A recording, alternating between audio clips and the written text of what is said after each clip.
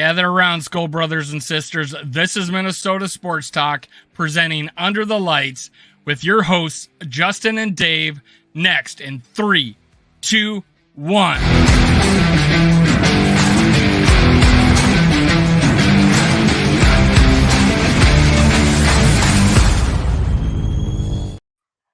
Gather around, Skull brothers and sisters. This is Under the Lights. You can follow me on Twitter, TikTok, and Facebook at Skull World. Brought to you by Minnesota Sports Talk and my co-host Justin from Purple and Gold for Days. Tell them where they can follow you. That's Purple and Gold for Days on the YouTube, and that's JD_24 on the Twitter machine. What's going on, everybody? How's it going, boss? I think my intro was really choppy there. Did you see it fluently, or was that just me? I don't know. Might have just been you. I didn't see anything. Yeah, it was messing up big time, but hopefully the rest of the show goes good. As you can see, we do not have Tanishka on quite yet, but she's going to be popping in shortly and greatly add to this show. So we had the big news that came out yesterday. Why don't you bring that up, Justin? What happened yesterday? Well, after a week and a half, 2 weeks of, how many interviews for defensive coordinator the Vikings going to do and how many candidates are going to tell us thanks but no thanks, we got the guy that I wanted all along, or at the very least was at the top 1 or 2 of the list. And most importantly, we didn't get the guy that I didn't want. So, yes, Brian Flores will be the Vikings' new defensive coordinator. And most importantly, Mike Pettin, no offense, nothing personal, will not. But yes, very, very happy yesterday. It's funny. A lot of content creators have done a lot of videos over the weekend about what's going on, why the Vikings sitting on their hands. Is it that undesirable a position? And boy, if we end up just taking Mike Pettin back out of nowhere, what a kind of a bust of a start to the offseason. But at the end of the day, as Dan Dierdorf once said, all is right with the world. We got the guy we wanted, supposedly. Definitely the guy I wanted, though. And like I said, I'm happy. I'm happy with this move, and I think it's a good start to the offseason, that's for sure. And let's bring on our special guest, one of the queens of Twitter and a very good representative of the Minnesota Vikings, Tanishka, making her second appearance on Minnesota Sports Talk, her first appearance on Under the Lights. Tanishka, how's it going? How's it going? Nice to have you back. Thanks. Nice to be back. How are you guys? I know you're on the Skull Experience with me last time, and I brought you on Under the Lights. This is Justin. Have you guys met? He's been around the Twitter sphere for a while. Mm-hmm. We've interacted a couple times, but when he told me the other day that you were going to come on tonight, I was like, oh, okay. Now we're in business. I'm excited. Yeah, absolutely. So it's good to meet you. Good to meet you. So you're still at school. Yeah. Is that's going on? Wait, What year are you in? When do you graduate? I'm in year 2, so almost halfway. All right. What do you study? What are you planning on doing after you get out of school? Well, I'm pre-med, so med school is the goal. That's not going to leave a whole lot of time to do YouTube shows. Yeah. About that, Tanishka. I need this for my sanity, though. You need the Vikings for your sanity. Yeah, I do. That's a little oxymoron right there. That's if anything, fair. it's made us more insane over the years. Yeah. Well, where were you at? What was going on when you heard the news that we were signing Brian Flores as our new defensive coordinator? Talk to us. I think I was in class because I didn't see it initially. I saw it later than I think everybody else saw it, but it was surprising to me, I think, just because I know he was supposed to have that second interview in Arizona that was scheduled for tomorrow. So I didn't think that we would have any clarity till later this week at the earliest. So I wasn't really expecting anything. And then just to see that was done, it was exciting. I think I really wasn't expecting him to take that, just because I thought that he'd at least want to talk to Arizona first, just because that is a head coaching job. But I guess that tells you a lot about where Arizona is. But I think it's a really good hire. Pretty much everybody that they were talking to, except Pettin, which honestly just seemed like a formality. They were all good candidates. So I don't think there was any way that could have gone wrong unless it was ending up with Pettin, which thankfully they didn't, I guess. But I think it's good because everything that I've been seeing and hearing just tells me that he's the anti Donatel with the pressure that he wants to bring and how aggressive he wants to play, and probably like a totally different approach with the corners with this scheme. So I think it should help some of the players that struggled a lot last year. Like I think one of the more underrated people that this might help is like Cam Dantzler, because I don't think he didn't see much playing time this year because of injury or low on the depth chart, whatever the problem with him was.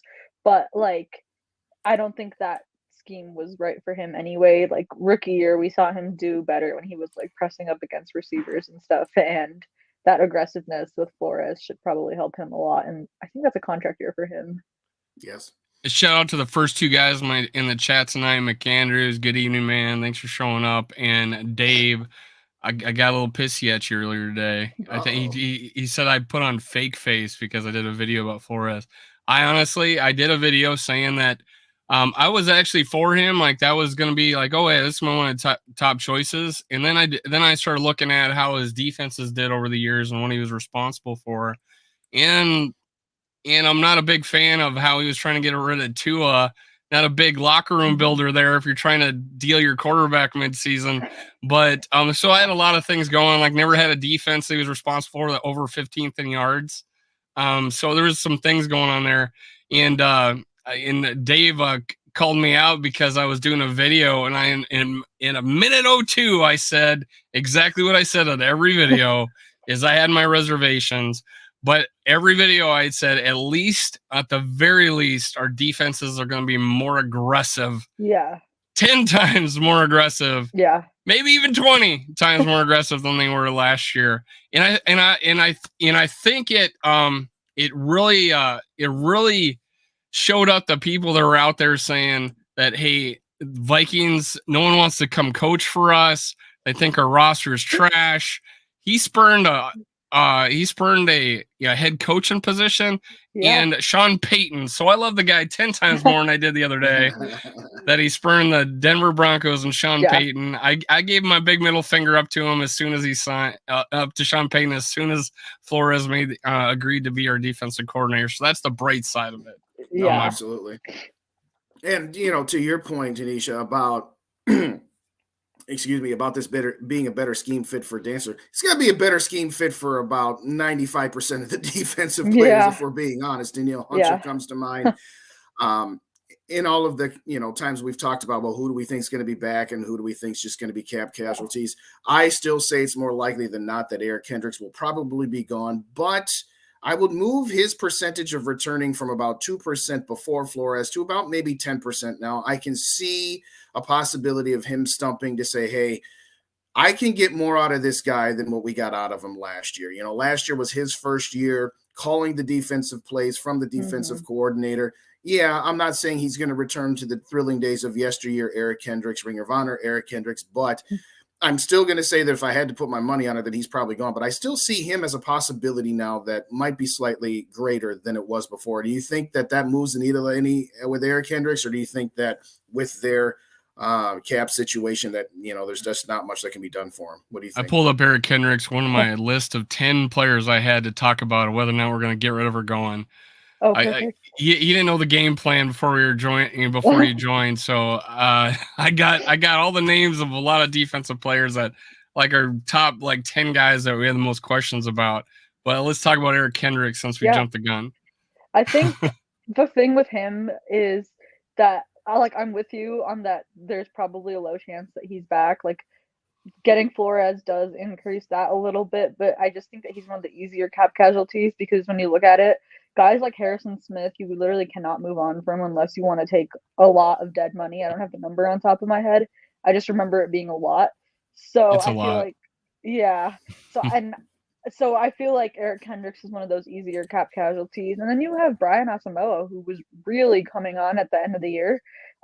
He is ready to be a starter, I think. And I think he's going to be a really good starter in this scheme as well. So you have him, and then I'm sure they'll invest in linebacker through the draft or free agency somehow, because I don't see Jordan Hicks being back either on that note. I don't think he was worth that whatever 7.5 million cap hit, whatever that was.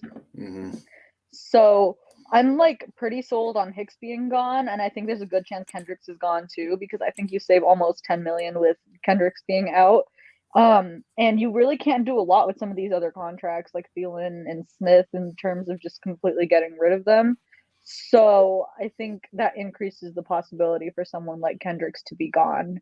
Although I do think that Kendricks is still a good player. I just don't think he's that Kendricks that like was so good that he could cover Devontae Adams like 25 yards down the field. So I mean, it could be worth exploring a trade for him, maybe like a 4th or 5th round pick. I think I would do that all day if someone offered that. But yeah, low chance on either of those linebackers being back.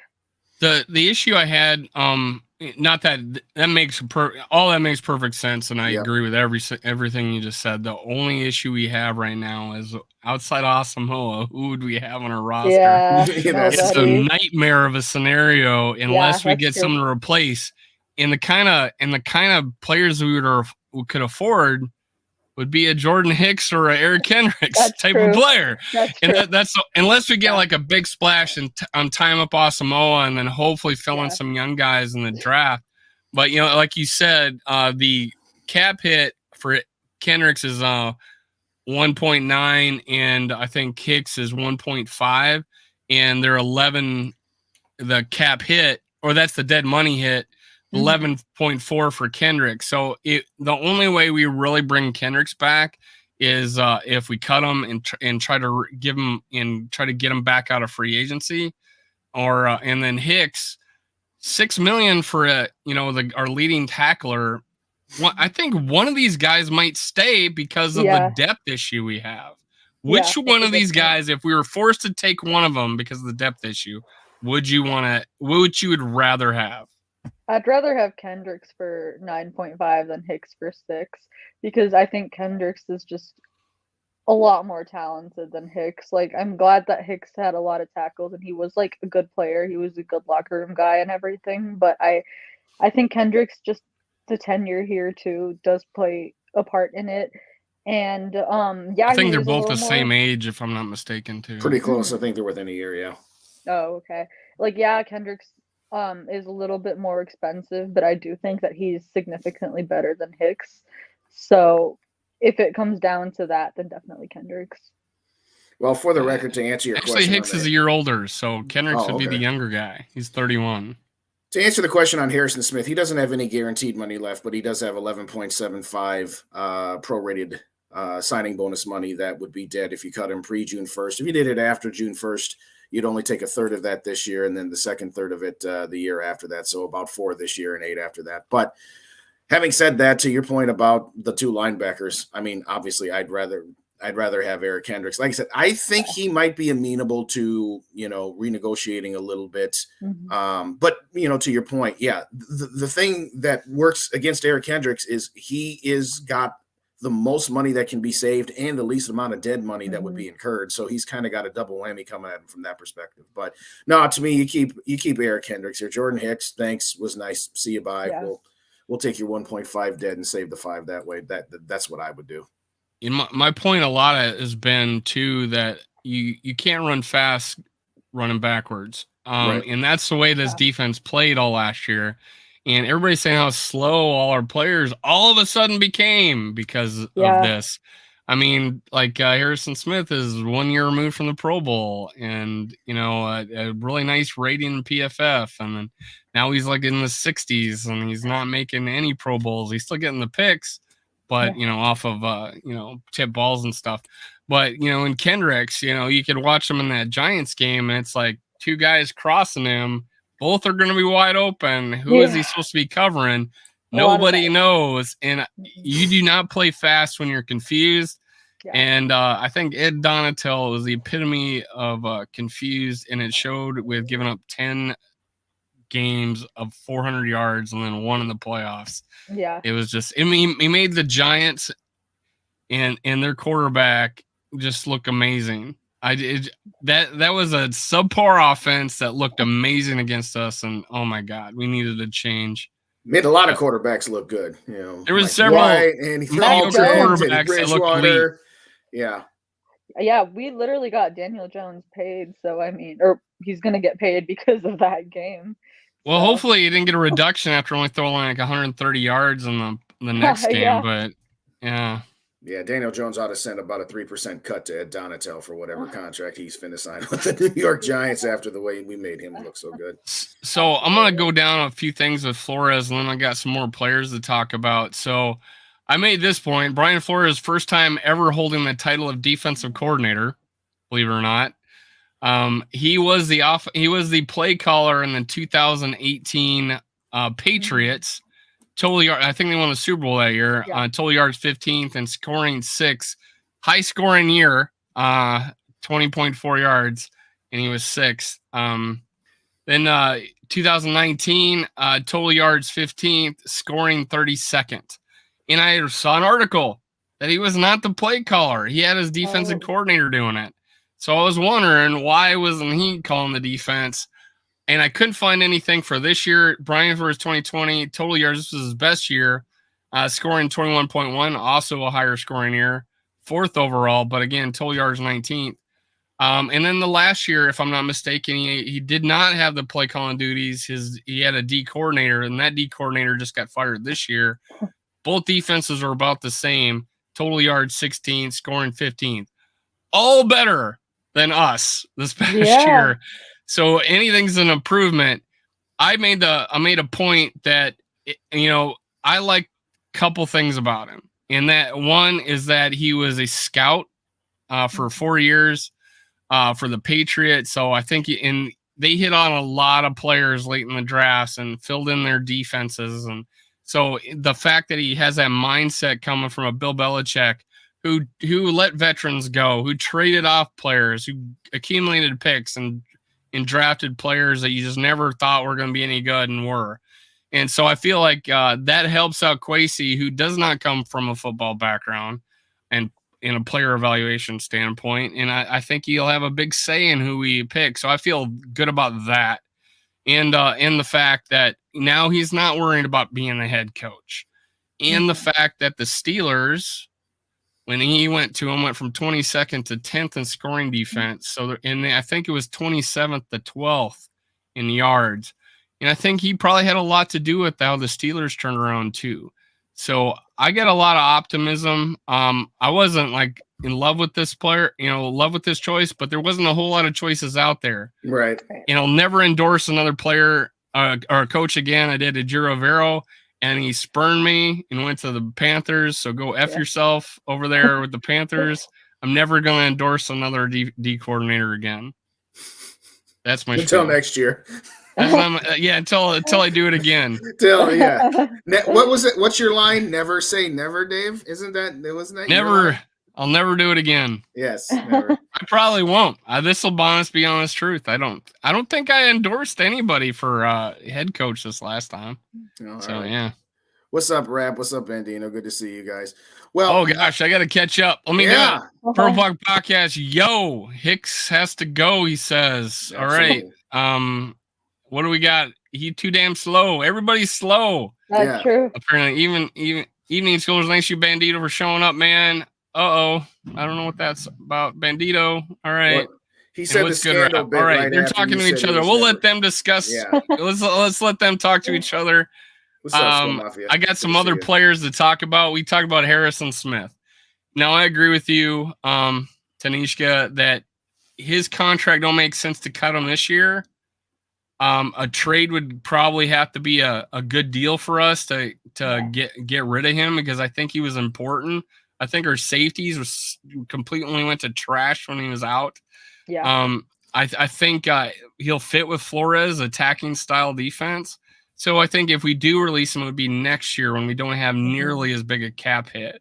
What are you thinking about Harrison Smith? I'm with you on that. I just don't think that a general manager would want to take that dead money just to release him. And I also think that Harrison Smith wasn't really in the box a lot last year. He was in coverage a lot more than he usually is. And he's like the blitzes, and like he plays like a linebacker a lot just in general. So him just not getting any snaps where he was in the box did hurt him a little, I think, because he's really, really good at that. And so just the aggressiveness that Flores is going to bring should just help Smith naturally, I think, just fit into that scheme. And also, like, on that note, like, I don't think I can or want to watch Cam Bynum play defense ever again, ideally. Like, we'll keep him on special teams or as a backup because that was a really rough season. And I know Lewis Cine is going to be back at some point. I don't know what that timeline is, although the rehab looks good so far, so that's really good. But if I don't know if Cine will be ready for week 1. So just on that matter, like you can't really just, unless you're making moves to go get somebody else, which is also hard given the lack of draft picks and money, which we already talked about. I think that it's really hard to move on from Harrison Smith just because just the way that contract is structured. Maybe they renegotiate. I don't think they should restructure again because he's like 32 or 33 now. So I don't think it's worth pushing any more money into the future. But I think he'll be here next year. I just don't think it'll be at this like almost $20 million cap hit. I just don't think a GM can do that. Yeah, you know that Leonardo DiCaprio meme where he's pointing at the TV? You know, he's like, that was me every time I saw Harrison Smith up at the box, and it was like twice. It happened twice in the season. Literally. I only can think of twice where it happened. Yeah, once in a full moon. Yeah.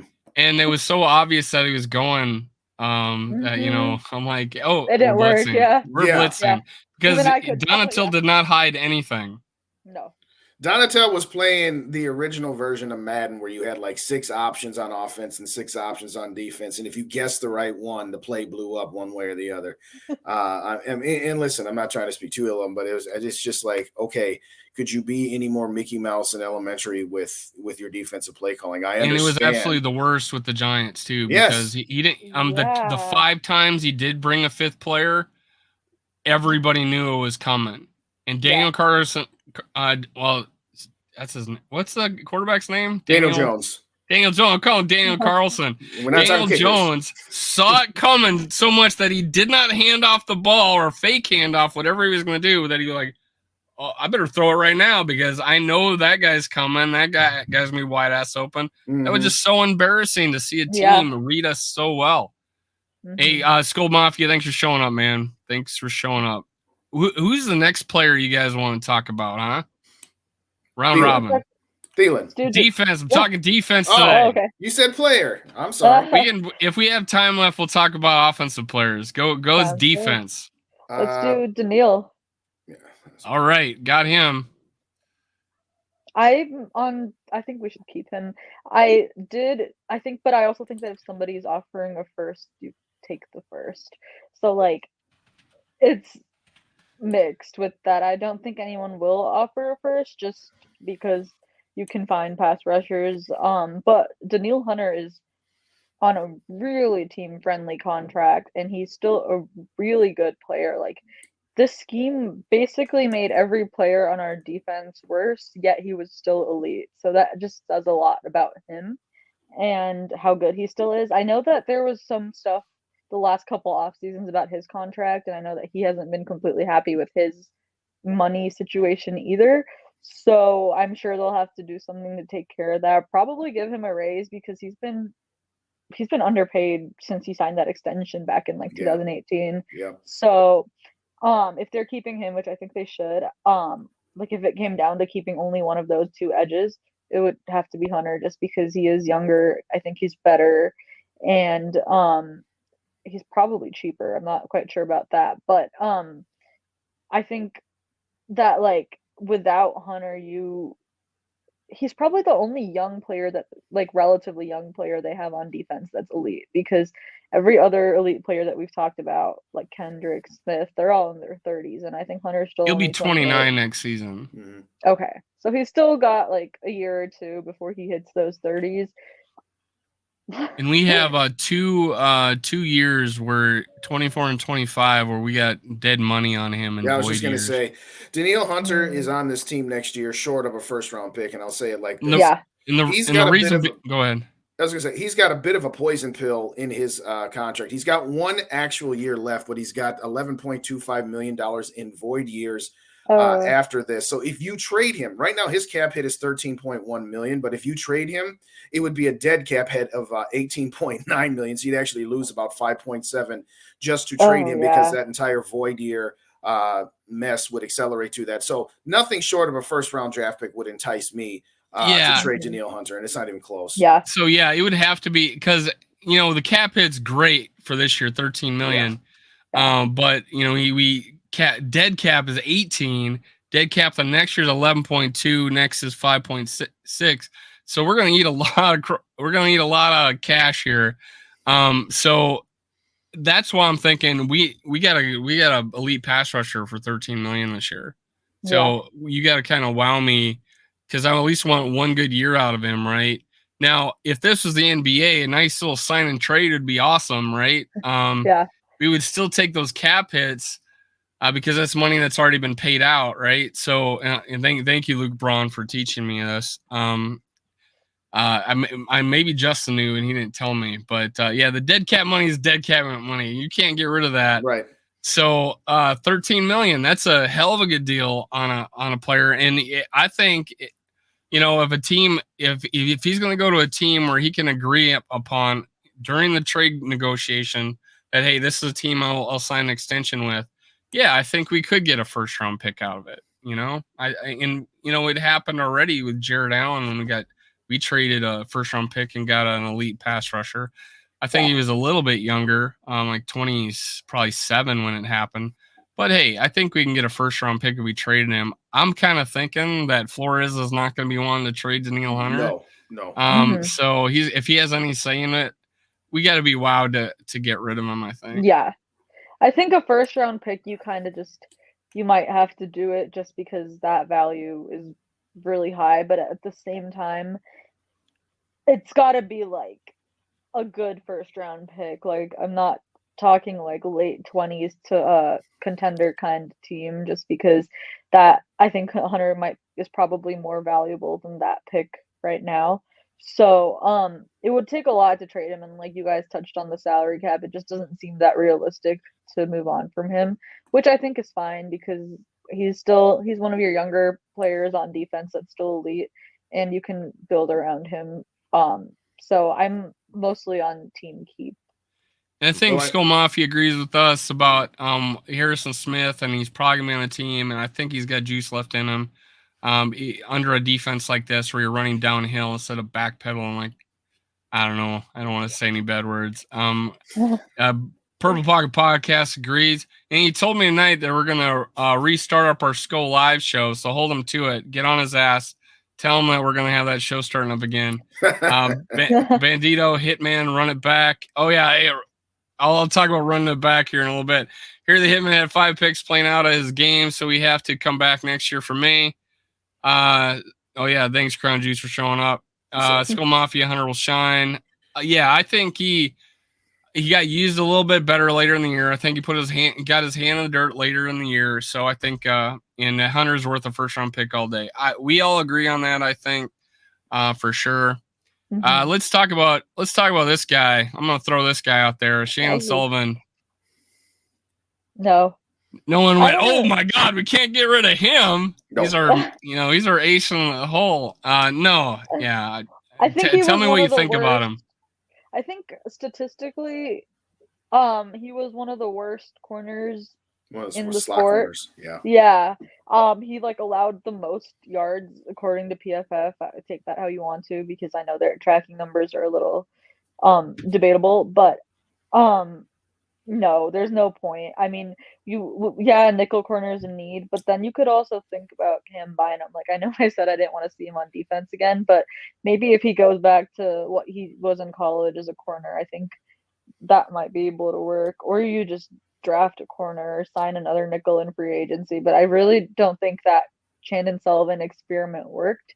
I get that they needed a body and they needed a starter there, so that makes sense as a signing, but he didn't show anything that says bring him back. So it's a pretty easy, you can walk.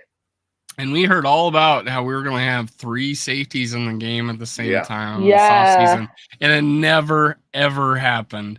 And, Yeah. hey, I agree with Cam Bynum being a choice there. I also think if I don't think Booth will come back and start on the outside at all, but I don't see why they did in the last offseason let him compete for the nickel. He's an aggressive dude. He's a more than willing tackler in college. Yeah. He has great ball skills, vertical leap. He showed all that. He was just really, really handsy in camp and was drawing all these flags, and Evans jumped him in the depth chart, and then the injury, obviously, first game of the season gets hurt, then gets a hurt for the rest of the season when he comes back. Yeah. So I don't know. Do you have any faith in these young guys coming up and stepping up and taking the nickel, or being, replacing a Peterson, or do you have any faith in these guys? I think Evans showed a lot. There's a lot to like there. Like obviously he does have flaws and he needs to get better, but I think the only issue with him is just the concussions. I think he had 3 last year and he's gonna wear a new helmet Yeah. because of that, and that's scary. So a lot of it's just availability because Evans missed a lot of games after he became a starter. And then Booth, obviously, we know his injury history. Like he said, he's never been healthy since high school, and then he had 2 separate injuries his rookie year. So, a lot of it's just like, are they available to be on the field? And like, I didn't even talk about Dantzler yet, but he's always hurt, or there's always something going on with him. Yeah, we still don't know why he was out, but I guess I don't know. Yeah. Like I just don't remember the last time I saw Dantzler taking significant snaps this year. Probably happened at some point, but I just don't see him on the field that much. So, a lot of it's availability. Like we really need these young guys to develop because there's a lot of talent there and there's a lot of potential, but if you can't be on the field, then what's that talent good for? I think. And I think a lot of it's like a pattern too, like with Dantzler and Booth, I just never know if they're gonna be healthy because of like years of just not being healthy. Right. And then like with Lewis Seen, that was just a freak injury. I think he'll be back. I think he'll be good. It'll be fun to watch him grow. So I'm not worried about him. I think I'm actually excited to watch him. It'll be like having 2 first rounders next year in a way. But with the corners, you do need a vet, but I don't think I want an older vet. I don't know who's in free agency or who's going to be available for us, but if they're going to get a vet, which they need to get, I'd rather try to get someone that they can sign on like a multi-year deal. Not too expensive, obviously, because they can't afford that. But Brian Flores needs to grow this defense, and you can't do that with rentals every year on just cheap 1-year deals. And I think if they can sign someone to like a 2, maybe 3-year deal and have him grow with the defense, that would just be huge for us because I like Patrick Peterson. I thought he had a great year last year. But unless it's for a really cheap contract, even cheaper than the one he had last year, which was like 4 million, I at this point don't think it's worth bringing him back. I'll take him for anything under 4 million, but if it's anything more than that, I feel like somebody somewhere might just I think offer someone's gonna something pay him. more. Yeah, I don't think we should be doing that because we're not in a position to do that, and we just really have to get younger. Here's my it's thought. time for the. Oh, go ahead, Dave. I was going to just say a quick thing on that. Here's my thought process of some of these defensive players. I'm like, let them go. That's how the Patriots did it. They let them go. That's how the Yankees freaking did it. And they get all these like supplemental, draft picks, and they do stuff with it. And right now we are short in 2023, and we're short of 7 in 2024. And I put out a video saying how to fix the D and draft a QB in 2024, and we're not there. We're not going to be able to do it unless we get some supplemental picks by letting some of these vets go.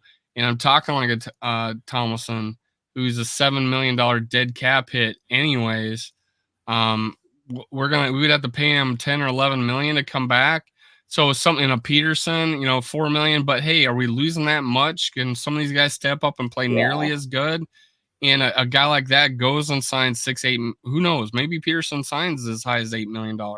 We might Yeah, get we a shouldn't do third, that. fourth rounder out of that. Yeah, that would be Mhm. huge. No, the youth movement on defense it's needed to start for a while. And Yeah. frankly, part of the reason it hasn't is because we haven't had a good draft class beyond one or two picks for the last 4 or 5 years. And I think I'm Yeah. being generous when I say that. Obviously, you got Jefferson and Darisaw. And then after that, I don't know. I'm not saying that there have been Mhm. zero good draft, but there haven't been Yeah. guys that have popped, in later rounds because, last couple of years of Rick Spielman, I'm not going to completely throw the baby out with the bathwater yet on the first year of Yeah. Kwesi because, players got hurt, need some more time to develop. But at this point, yeah, veterans minimum, and it's nothing against Patrick Peterson. I think he can Mhm. still play. But one of the things that I had said in my previous video was Patrick Peterson for the Vikings would have the expectations of being cornerback number one and everything that entails with that.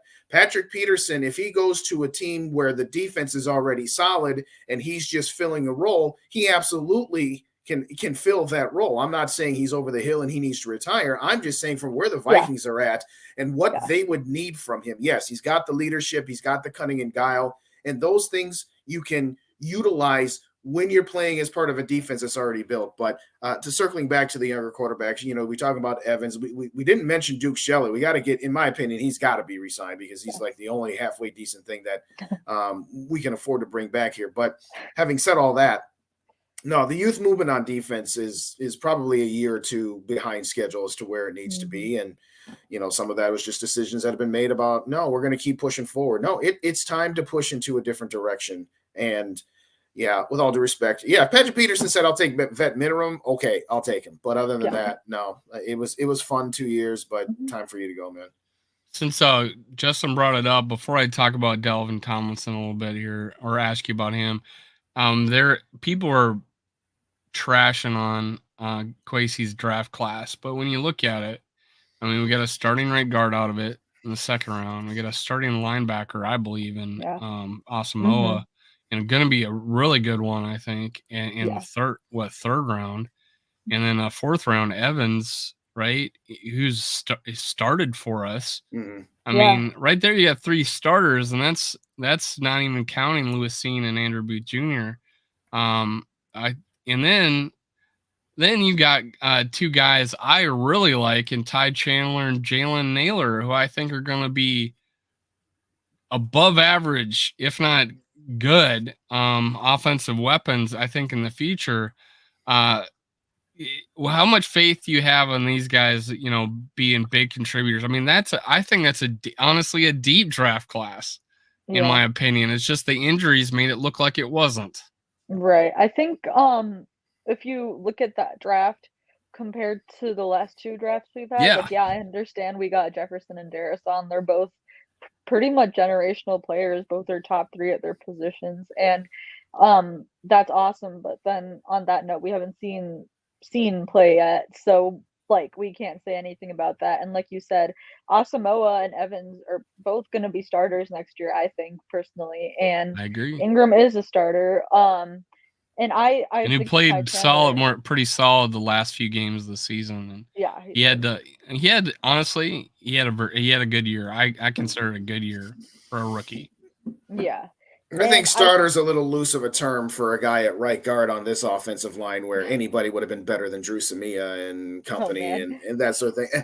I'm not saying you're wrong. I'm just saying I'm still to be determined on him. But I think with Ingram too, like a lot of people said that Bradbury got a lot better this year. I don't think that's necessarily true. I just think I Bradbury agree. had less responsibility in this offense and a lot more was actually on the guards. So that might be a lot of why Cleveland and Ingram's numbers were lower than Cleveland usually allows less pressures.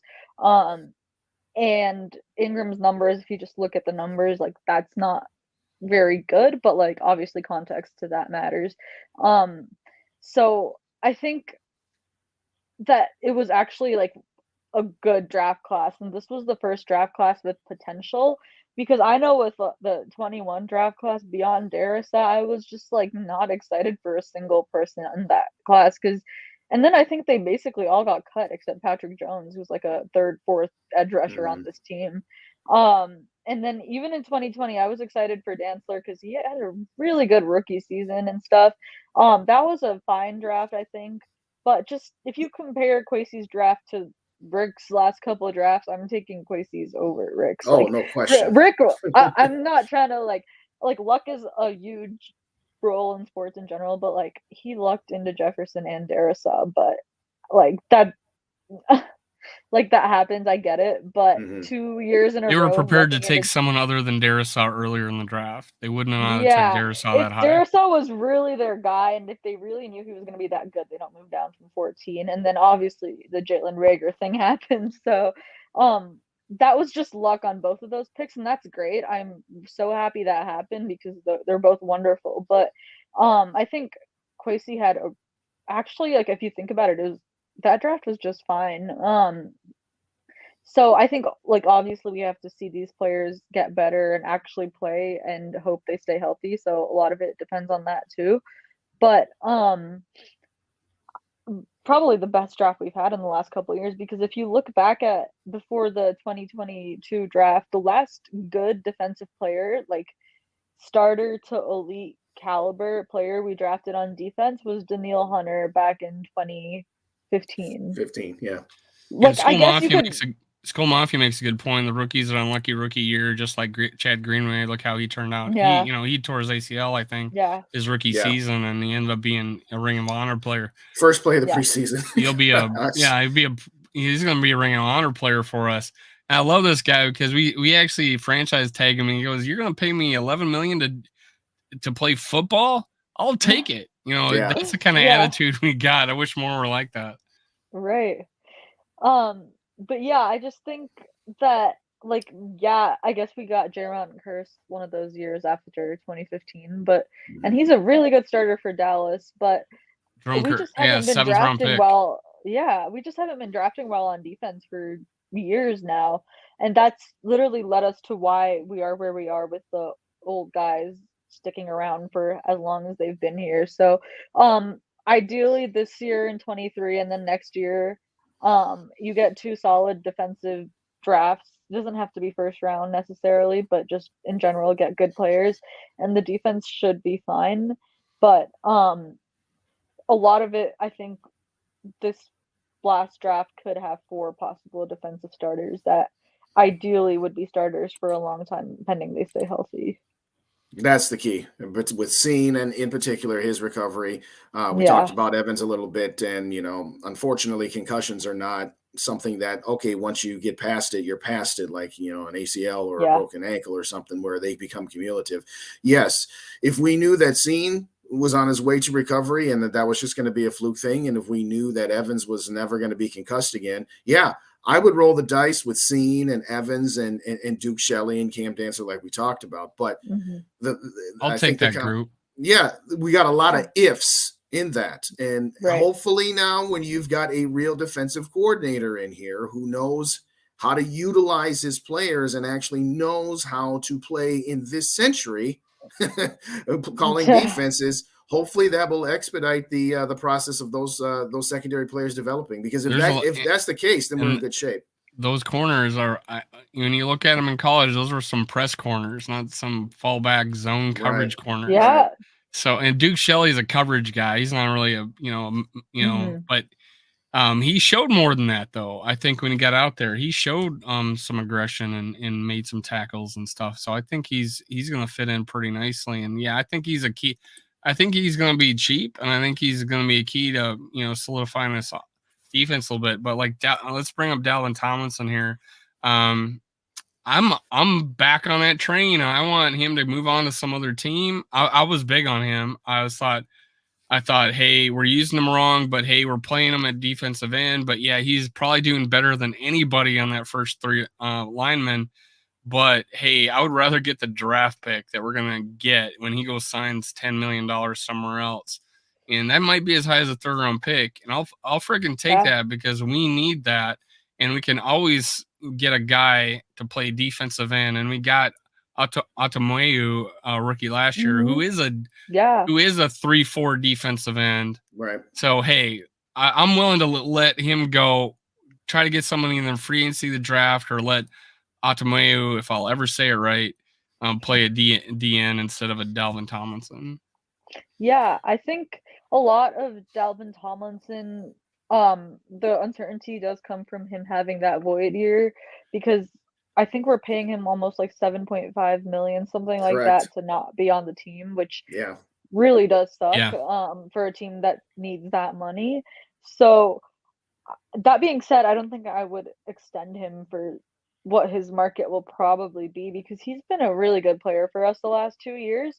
But again, it's time for the youth movement. I just don't think that where this team is right now, they can afford to pay a defensive tackle that much money just because you factor in age and even like he's really good, but talent wise, I don't think he is near the elite top defensive um tackles like Dexter Lawrence or Jeffrey Simmons or like that caliber where I would be okay paying one of them that much money. Maybe if we're in a maybe if I was we're in a just gonna say. 4-3, you know, maybe He's a Yeah, good exactly. 4-3 D tackle. He's a very good Yeah. 4-3 D tackle. In a 3-4, Exactly. yeah, he clogs up the middle, but he doesn't get any pressure. Okay, Yeah. that's what that's you one of need the in a questions I'm 3-4. gonna ask.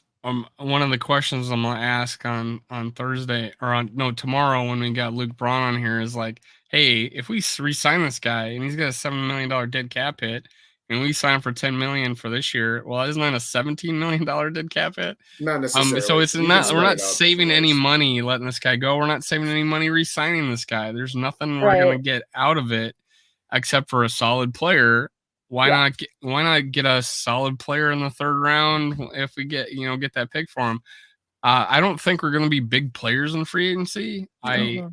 I wouldn't mind getting one elite guy, Yeah, that can like make a last year. difference, like a nose tackle. And let's talk about that. I was my show last night revolved a lot around a building from the inside. Which would you rather have? I'm gonna ask the question to you guys. Which would you rather have? A elite center or elite nose tackle? If you only could choose one to help fix this team. Elite nose tackle by far because we don't have an elite center right now. We have an average at best one, and the offense was still really good. So I don't think you need an elite center. But the defense needs to get better on all three levels, and just getting an elite player at one of those levels would really just help the unit take off. And like, I mean, the run defense was fine from the interior, but we got no pressure interior at all, and that was another reason that it was just so easy on QBs because someone's probably wide open and you got no pressure. So like you're kind of just screwed at that point. But definitely nose tackle. And I don't know who's in free agency again, but I know who we could have had at 12th this past year. Well, there's that. Jordan Davis. That was my guy. That's the guy I wanted. I don't know how many. Yeah, he's gonna be really good. I wasn't even doing YouTube yet. I was doing a podcast, and I was like, Jordan Davis. Yeah. But on that note, I don't know if I don't think he should be a starter, but we do have Kairos Tonga that we picked like up from him. the Bears. I know the Bears cut him because they went from 3-4 to 4-3, kind of the opposite of us. Mm-hmm. But he played That's why I got really you on the well. show. You can give us little tidbits like that. Yeah, he could. He did really well in like limited snaps this year as a rotational player. And I think that's pretty much his ceiling. I don't think he's going to be a starter anytime soon, but like if a player does have to miss a game or two or three, then him being in there is like fine because he's a good depth piece and he's still young. So, we do have him, but like you said, we probably do need an elite guy in there, and that would really help like for now and for the future, like 5 years down the road. Mm-hmm. I just feel like we got too many 2-down linemen Yes. on our D line, and we need a guy that can. Honestly, I would put Danielle Hunter any spot on that line, and he would be better at that position than any of the guys we got. Danielle Hunter could play any one of those positions better than the guys that we got right now. No, you're not kidding. Well, to wrap up something you had mentioned a moment ago, just to wrap up the Dalvin Tomlinson bit, if you signed him to a 1-year deal for $10 million, yeah, his cap hit would be 17.5. If you signed him to say 2 or 3 year deals, which I'm not suggesting that they do, but I'm just answering your question, then they could maneuver the 7.5 debt that they already have into and incorporate. It's kind of like refinancing your mortgage. You can roll in what's left over. Well, the debt don't matter if he plays the year. Yeah, but you can incorporate it into where I'll say, okay, yeah, we're going to give you a really big signing bonus to get you your money now, but we're not going to give you much on the base salary so that we can smooth in. They did the same type of deal when they extended Kirk Cousins last year, where they had some dead money that they just kind of rolled into it. There's ways around it, but you can't do it on a 1-year deal. You got to have at least 2 years in Right. order to be able to finagle the salary cap dead money that way. But I believe I forget who it was that had it in the chat here when you're talking about one elite player. There's this guy named Deron Payne that's going to be a free agent, and that would be a Yeah. home run. That would be a Yeah, home run signing. I just is Skull Mafia, shout There you out, go. Drawn Yeah. Payne. I would take that. I would take that guy. Yeah. Yeah. I don't know how feasible that would be. Won't be. And it's kind of one of those deals where, the Vikings have enough money to go shopping in, the bargain bins to get maybe 2 or 3 guys. And if they were going to get somebody like Deron Payne, it would pretty much be like, that's your one guy. And then, then you're just getting a bunch of scrubs after that. So as much of a dream that would be, and that would solve a lot of problems right off the bat, but I don't think that'll happen. And Crown brings up a good point. Imagine someone getting to push up the middle and how Danielle Hunter and Zadarius Smith would just feast. Yes. With that guy, with that quarterback not being able to step up. Make it easier for the youth in the back end. But I think, like, the thing with what you said about Deron Payne, like, we probably won't be able to afford him, but if you do want to get that money free and just get that one guy, I think that might be more worth it than signing 3 guys from the bargain bin.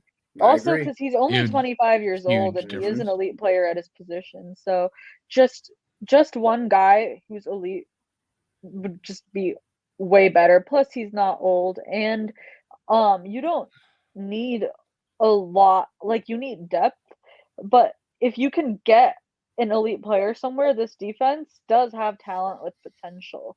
So you don't need to just get a bunch of bargain bin guys just to, like, fill the holes. Because I remember in Zimmer's last year, we went out and got so many guys like Breland, Woods, Alexander. We were signing like everybody. Did you just name Breland? Yeah, did you say his name? Yeah, that's exactly what Zimmer did. I'm bringing back all of my guys. He signed a whole bunch of scrubs. Yeah, and at that point though, we like kind of had to fill out the roster because we didn't have any young guys that could step in. I think like the most talented young player we might have had on defense was like Troy Dye or something at that point. Like right now we have guys. You still have him. Oh, that's true. He's still on our team. Yeah, special teamer.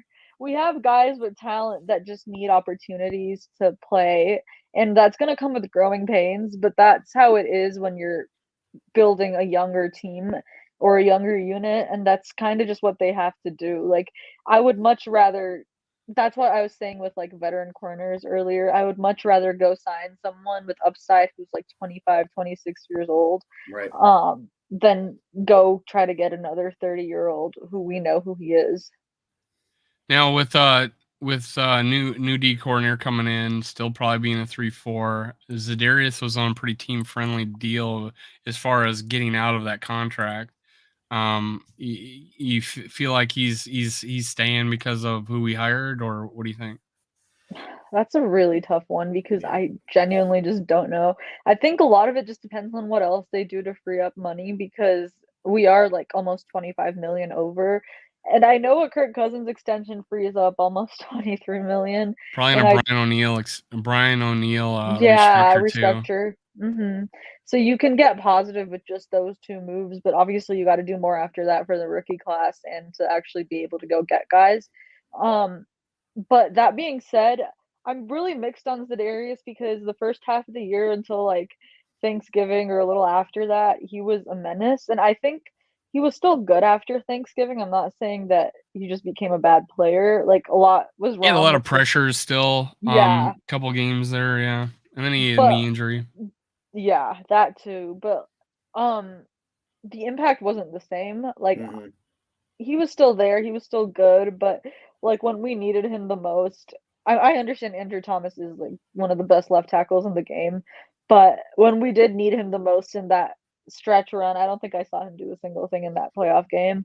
So it's just that's like the last taste he left in my mouth, and it's pretty sour. But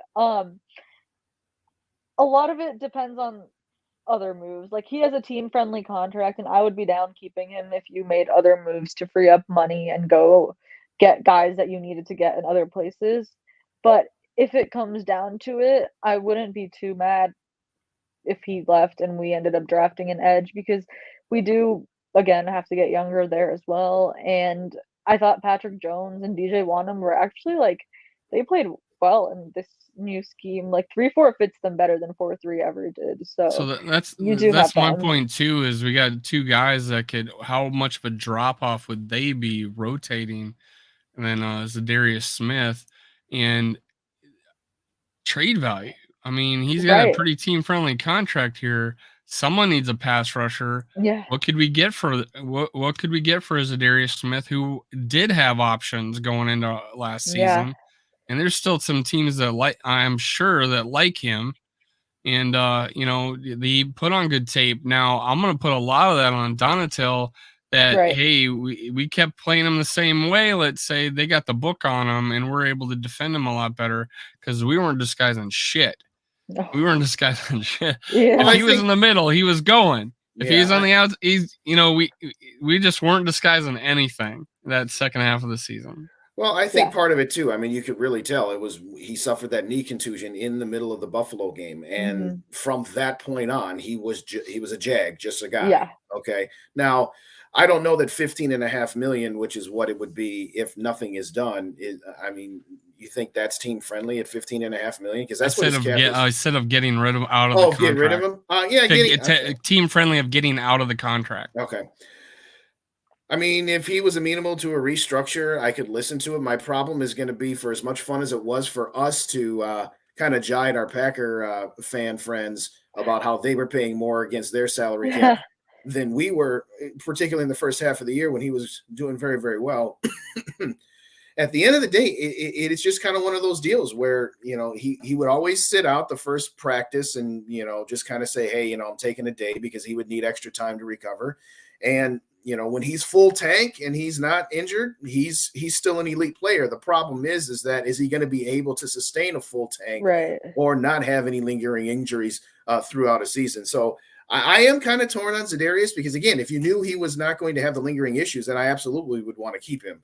But I don't know. Again, the theme of the night is a lot of ifs and a lot of, well, if this, then maybes. But Right. I don't know what to make about him. So, In just those who are listening and don't know the number, 3.3 million dead cap hit this year, and 1.6 the next year. And I know you understand what I was saying, is that it's team friendly of being able to get rid of him. And I think when we signed him, people thought it was almost a rental Right. because of the low cap hit we would take if we released him. So yeah, maybe 31 and 32. I think on a team that has cap space and needs a pass rusher, all you need is two teams to start bidding on a guy. Yeah.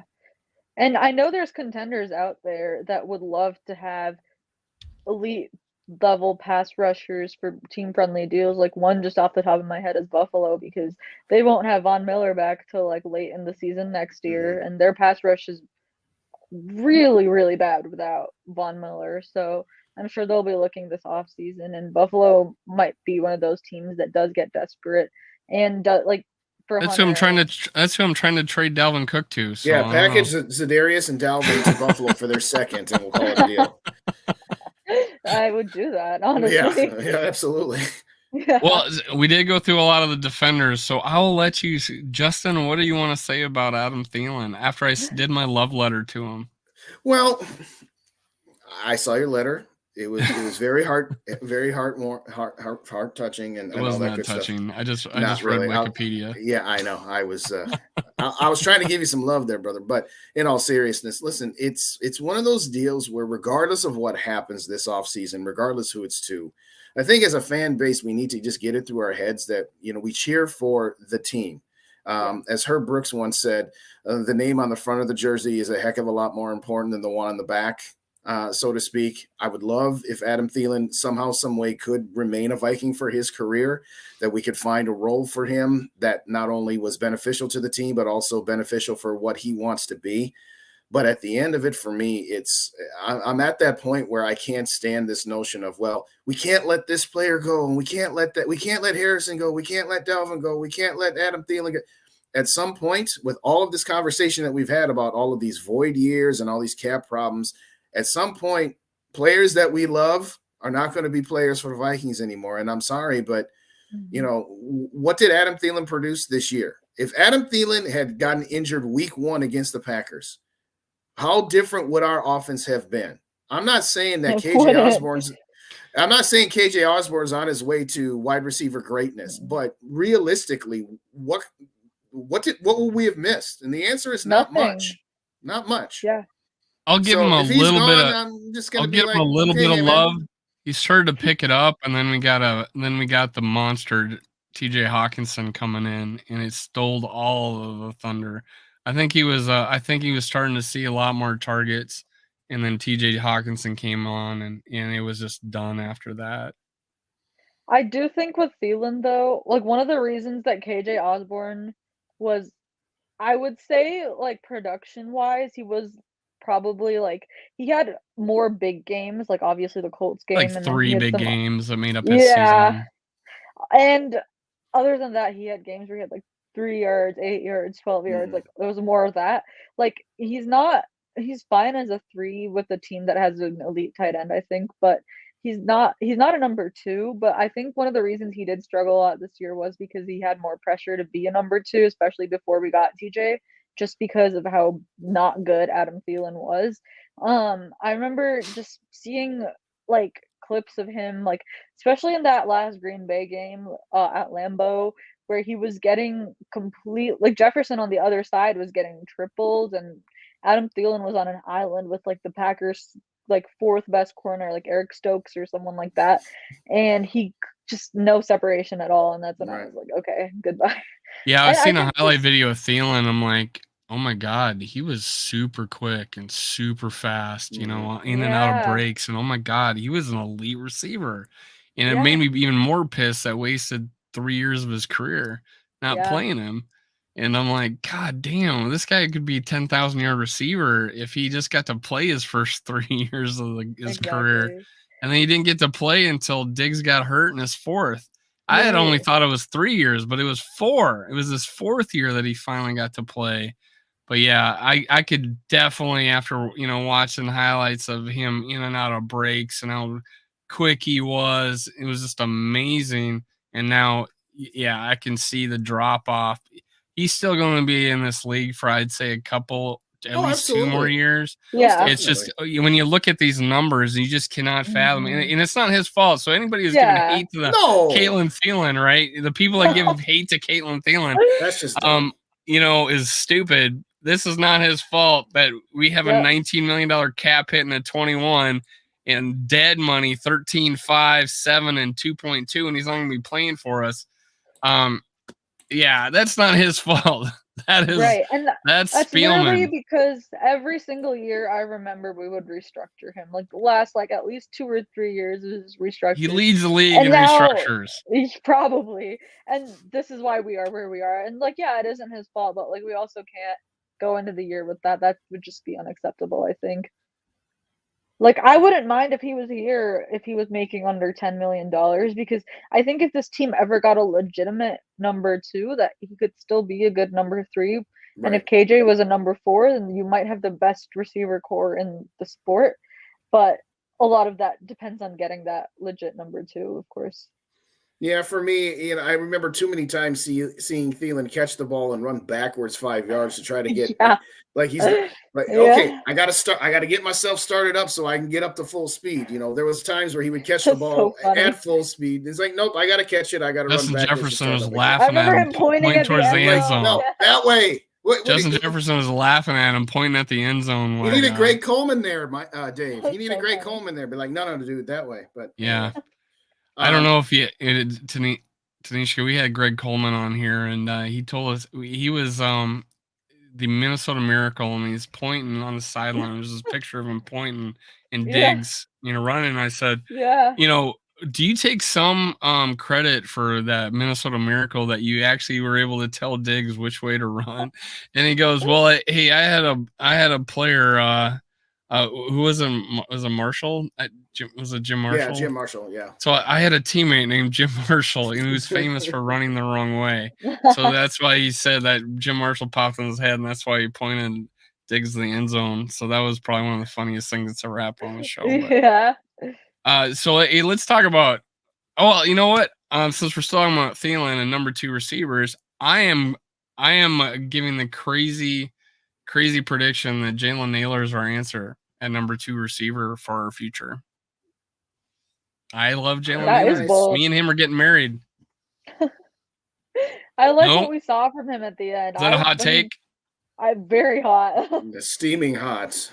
Steaming I would what? I'm love not sure. for that but- to be true. And the reason being, let me give you some context here, is that he had been hurt a lot in his career at college, so he never got to put up those numbers. And that dude was balling out his last year, and he broke his hand. Not an unusual freak injury. You break your Right. hand. It's not one of those things where, hey, he's made out of glass, where he would have had over 1,000 yards. It was a big time receiver, long, lean, fat, fast guys, big draft for receivers. So what a terrible year to come out and coming off an injury. Well, we had another guy we drafted in the 5th round that was injured all throughout his career. And he's might be a Hall of Fame Pretty receiver good. now in Diggs. So what? Jalen Naylor got drafted one spot behind Diggs. I'm not saying Jalen Naylor is as good as Diggs, but he's got a similar story. And when he got in that game, he had his first 5 catches of his career were first downs. I think the next he might have got even a couple more after that. And they were talking about, well, like he scored that touchdown, 47-yard touchdown or whatever. Well, he says, well, he did that against so and so.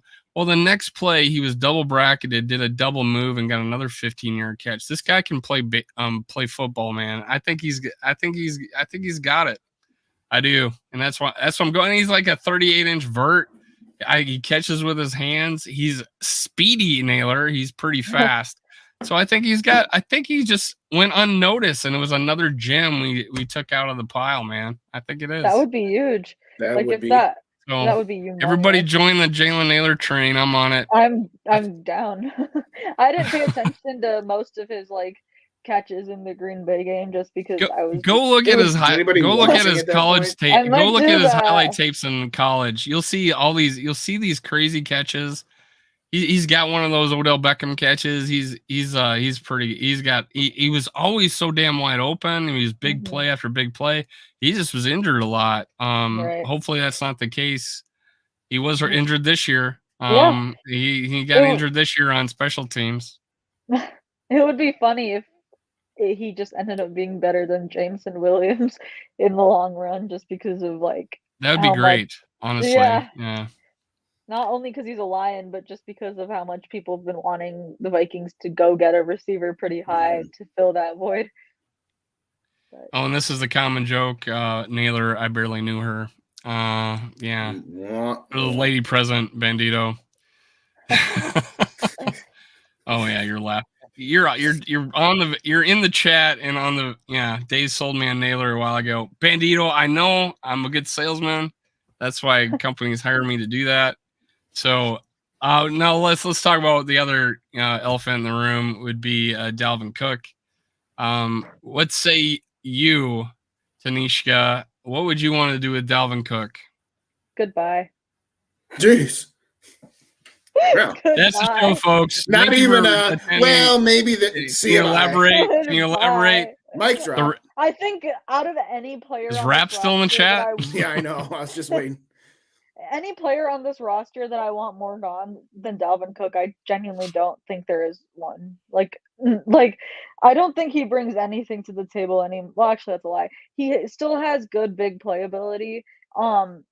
He made game-changing plays in the Buffalo game, Miami game, Indy game. He'll always have that home run threat, but then, which is great. I'm not saying that he shouldn't be in the league at all anymore or anything. I just don't think that paying him that contract is worth it, especially when there's a really convenient out in his deal this year, and because at the end of the day he is a running back, and with a team that can't really afford him that much, I it's a pretty easy out because based on like pretty much every like stat that they have for like running backs with like rush yards over expectation or just like all those fancy stats they have, he was like he was last on like all of that. So and on those graphs he would be in like the bottom left quadrant, which is like the worst one. He was almost as bad as Leonard Fournette was in Tampa this last year. And I just don't think I think people get really caught up on the big plays that he has, which, to be fair, are really big plays, and they've basically won us a lot of games this year. Um, but when you're getting only like 1 yard, 2 yards, -2 yards on your other runs, um, or you're just not being that much of a factor in the passing game either because his hands were never that great. He falls down I a just lot too on those, yeah, yeah, and I think a lot of him, like, has he's just been really scared of contact, which I get Yeah. considering he's been hurt every single year he's been in the league, He's made basically. a lot of business except for decisions this this year. Yeah. Except this year. This year Yeah, Well, he he's that's been played every why. game. he's been avoiding that contact, and Yes. yeah.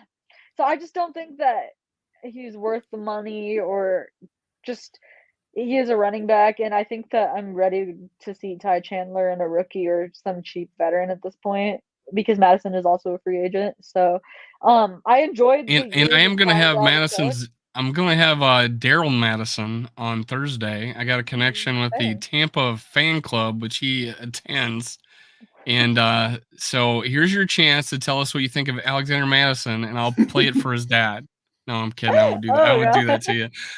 But yeah, I don't see how we can pay like 5 or 6 million for Madison, or especially when we got Kenny Nwangu and Yeah. Ty Chandler. And just like Jalen Naylor. I put Ty Chandler and Jalen Naylor after the draft. We drafted them, and I did my first videos. I put those two guys as I thought was our best values of where we drafted them, and I think it was just because we undervalued Ty Chandler because he shared time at Tennessee, but when he switched to a different offense, became a receiving back, but still had over 1,000 yards, and he has elite 4.38 speed. And he's known for his receiving ability. What a perfect Yeah, guy to that's put huge. in this offense. And Mhm. then you got another guy who surprised me that could catch the ball, and Kenny Nwangu. I was shocked that he could, because he never got that in Iowa State, for Yeah, sure. yeah, So I feel like we got two guys we can put in there, and I think in Alexander Madison, I'm going to tell this his father, he deserves a starting role somewhere, or at least yeah, a lot more than 75 carries in the season. Right. And we didn't use him. And I thank goodness, get this guy paid. He's going to probably go to another team. He's going to get paid, and he deserves it. He's going to be somebody's absolutely. Latavius Murray. Just like Yeah, when Murray came here Yeah, after not getting yeah. any perfect time. example. It's Perfect example. he had hardly any mileage on the We tire. rarely agree on anything, Tanishka, and we just agreed on that. No, I'm kidding. We agree on some stuff. Yeah, and on that note too, I think if you just look at, like, the Chiefs, they're a great example of this. I know they drafted Edwards-Helaire in the first, and that was a pretty bad pick, but, they just took Isaiah Pacheco this last year in the 6th or 7th round, Mm-hmm. and he's been amazing for them. Like, you don't need to draft a running back high for him to be good. Like, we have guys on the team already, and then if you just draft one in the late rounds this year to round out your group, I think you should be set because Pacheco produced probably more than Cook did. I don't know if the numbers are true, but if you watch Kansas City games, he actually looks effective running the ball, which I can't say about I any other wasn't too team at impressed all. with our play design on running plays. Yeah, I mean, That's there's something to also be said. True. valid. I That was is not valid. impressed with KOC in his running game. I wasn't. That's yep. Yeah, I think the whole outside zone scheme that we used to run with Kubiak was like Gary Kubiak, we'll specify that was really good. And but You're not giving after any that, credit to Clint, are you? No. Okay. no. Yeah. After that, though, the running game, depended solely on Dalvin Cook being Dalvin Cook, which when he was in his prime, like you don't need a good design for him to just be good. But right now, I do agree on that. KOC's running scheme or whoever the run game coordinator is, that should got to get better for sure. Yeah, Just I think he draft needs it. to reevaluate on what he did. There, short yardage plays, just decisions he's made. Yeah, Throwbacks to Kirk Cousins, Yeah. the tight end letting Dalvin screen, Cook throw the ball and the then tight end fumble Jump is screen like, of pass. death. Oh yeah, Ugh. the jump pass on for Dalvin Cook, but the tight end screen, get rid of that Throw stupid that play out. tight end screen. You're killing me with that. yeah. As But far as running backs filling out, just draft Mo Ibrahim in a 6th round and we'll be good. Justin, any last words before we end the show? Well, first off, everybody, thanks for joining us in the chat. We very much appreciate it. As always, if you don't already subscribe to both the channels, Purple and Gopher Days and Skull World, and so Sports Talk, please do so. Thank you so much kindly for our guest here this evening. I guess the last question I want to throw to our guest is, where do you stand in? Well, I thought you were going to talk about running it back, Dave. Wait, what happened to that? Or did we just run out Ooh, of I time? love talking about that. Are you excited that we're gonna run it back, Justin? That we I'm signed a thrilled. defensive coordinator? Because I know I'm you're thrilled. so excited about running it back. It's not a see. That's the thing. You say that I put words in your mouth. Well, you do the same amount to me, brother. What I'm saying is that I don't know if you ever watched the show Breaking Bad. When did I say we're gonna run it back on the show? You're listening to another show I did, and then you're saying, "Hey, were you talking about me on that show?" Is that what you're No, saying? okay. Now we're going back He's starting 3 to months, fight. We're Dave. gonna go. Yeah, We're see, gonna go, Tanishka. yeah. You're the referee. 2 minutes ago, he pointed out we rarely agree on stuff, and we were all celebrating. And of course, I just bring up one thing. I But try to joke end a aside- show. He wants to make it go 2.5 No, hours. I was just going to Yeah. say that to me, I guess what I was going to ask our guest is if you're in charge, what do you do? Do you take some measures, or what I would like to call half measures, or do you just say, you know what, if you're not under the age of 30, or if you're not a superstar, it's time to move on? I think some concern that people have is that, well, yeah, if you make a clean slate, you just clean house and clear the decks, well, then we're going to be terrible for 6 years, and not necessarily so. It's we talked about all of these players. Talk about Harrison Smith and Danielle Hunter and Zadarius Smith, Patrick Peterson, Dalvin Cook, Adam Thielen, and magically that's where the conversation ends. I guess to me, it's like, if you're going to go halfway, why only go halfway? I guess my question Right. is, what would you do? Would you completely clean, or would you just go, well, we're going to do the best we can to stay competitive again? I've wanted to clean for the last 3 years now, I think, and it just hasn't happened. I think ever since the 2019 season, I've been on the clean it up train. But I think like there's no point in doing this half in, half out thing. But that's probably what they're gonna do, just because I don't Right. know how much the Wolves want to just tear it all down. But like I just compare it a lot to Chicago because like it'll be interesting to study these two teams in a couple years, just because they both hired head coaches and GMs in the same cycle, and they went in totally different directions. Because Chicago could have like ran it back if they wanted to, because they had Khalil Mack, they had talent, Roquan Smith. They could have done that, and they instead went the other way, and they were like, nope, everybody's gone. We're gonna suck this year. We're gonna get the number one overall pick, and they'll probably trade it. They'll probably trade it, and they'll still probably land one of those really good pass rushers at the top, and probably get like future first round picks or whatever that pick is going to be worth. To jumpstart their rebuild, and everybody knows how much money they have just because they don't have any talent on that team right now. So it's just two totally different approaches from these two teams, and them being divisional rivals just makes it a lot more interesting, I think. But I would have tore it down like at least a year or two ago, I think. The draft that Fields was in, I probably would have moved up to go get the next guy and then sit him behind Kirk for that season. I just don't think that this roster. Isn't that the year we got Duracell? Yeah. Yes. Right. Yeah. Yeah. I just don't think that this roster, you're not going to get a lot out of this roster, even if you keep some of these old guys, because like we're talking like Super Bowl here. And when you watch the playoffs and compare them to Dallas or San Fran, or especially Philly, like they're not beating any of those teams. They're not going to be close to any of those teams with these guys, and they just don't have a lot of room to go get a ton of new guys or to build within a year or two. And I just feel like like that's what Kirk's expiration date is. I'm not saying he's gonna suck in like 2 years.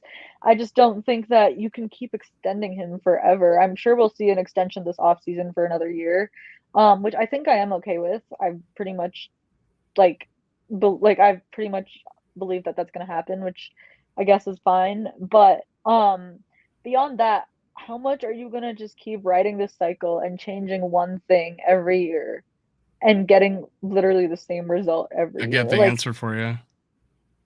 Can I I get the yeah, go answer for for it. you? I'm scared. So you don't get rid of Kirk until Justin Jefferson is signed.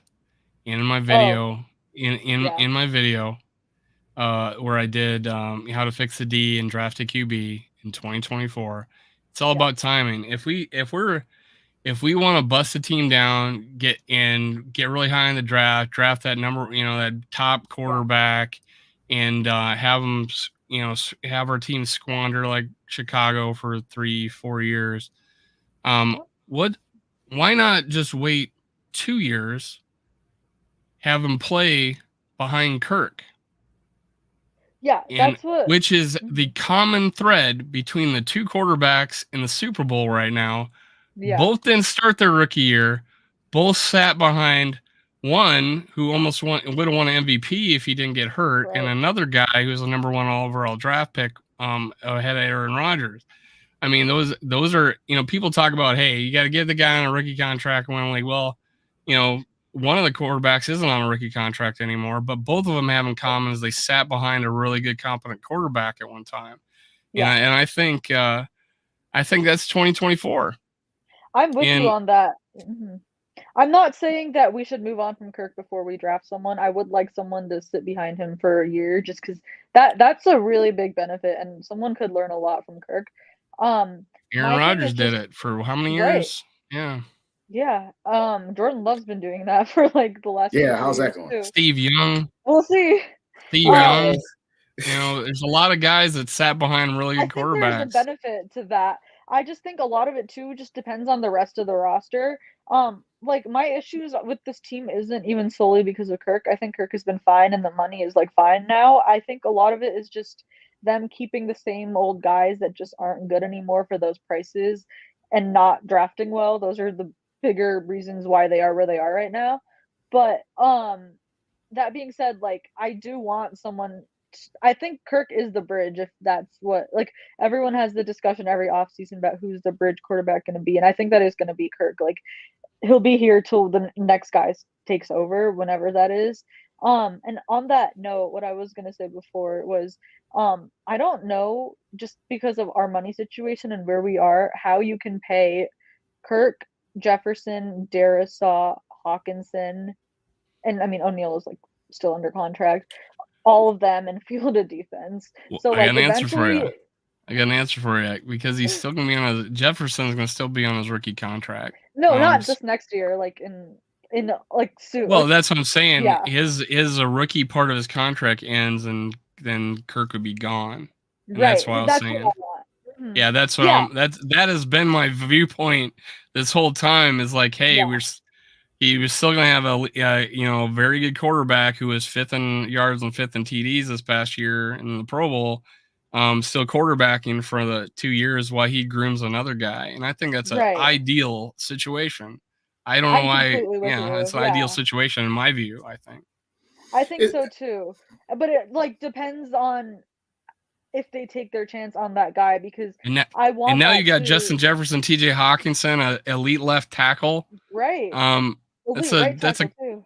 Yeah, I'm Brian O'Neill. And I'm I sure don't forget they'll how long get his contract is, but right, and I'm sure they'll get another number 2 in the next year or 2 before you Jalen do get Nailor. that rookie QB. Yeah, even if it's him, I'm down. Whoever produces, I'm with.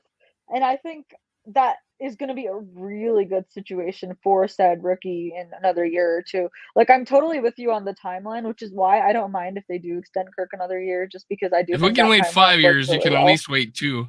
You know, Might as Yeah. well just wait 2. That's all I'm saying. Right.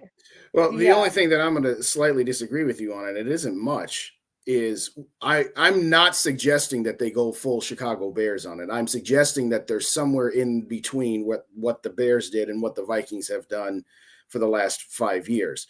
I have zero issue with, okay, if we have Kirk for 1 or 2 more years and we've actually picked his replacement. My issue is that, yes, I can listen to Kirk being the bridge. The problem is that I don't know that they will view him as the bridge. I think they will continue to view him as the guy until Who's it's they? too Management? ownership in particular. Ownership, Yes, for sure. yeah. If they brought in, said, okay, we're bringing this guy in this year, and we're going to go with Kirk for 1 or 2 more years, and then we're going to turn it over to, okay, sure, I'm listening to that.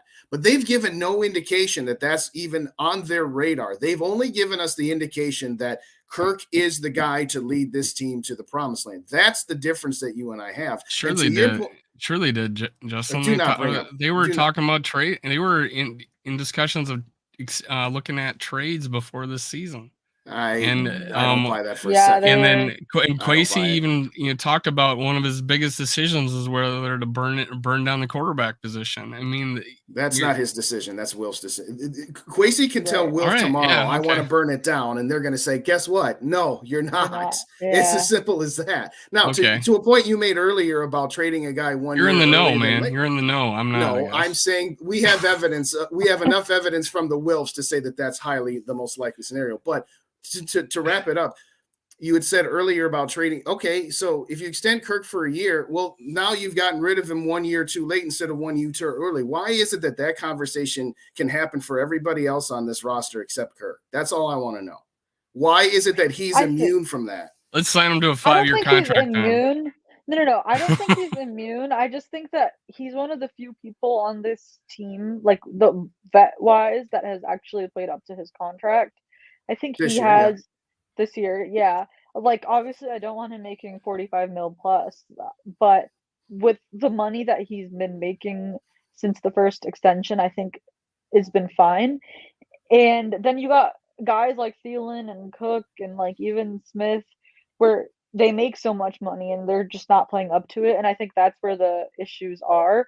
Like, my thing with Kirk is like, I don't love him, but I don't mind him just being here until we get the next guy. It's not like he's so unwatchable or the worst QB ever. I agree. But obviously my big fear is that they just don't care about the succession at all. And they need that before, like, you want to get your franchise QB of the future before you need him, because when you need the guy, then you really suck. Like, And right You're now we literally have saying the same thing I have do, except one Dave doesn't. quarterback that's under contract for 2023. Just yeah. one guy right now. Yeah. Under contract for 2023. So we do not have that answer right now. And we do not have the picks to get that guy right now, because we are not burning it down this year. We are going for it. We just signed Flores. So we know that we're going after it today, or going after it this year. No question. Otherwise, he's not coming to play for us. So we do know what Kwesi's thinking about is winning this next year, because Flores would not have come here saying, "Hey, we're just going to tank it." And so that's not happening, right? Right. We do not have the draft picks to replace the quarterback this year, because I don't think we're going to try. And there might not be a guy there. And are we going to take put our first round pick on a quarterback this year? Probably not. So my thought again was timing.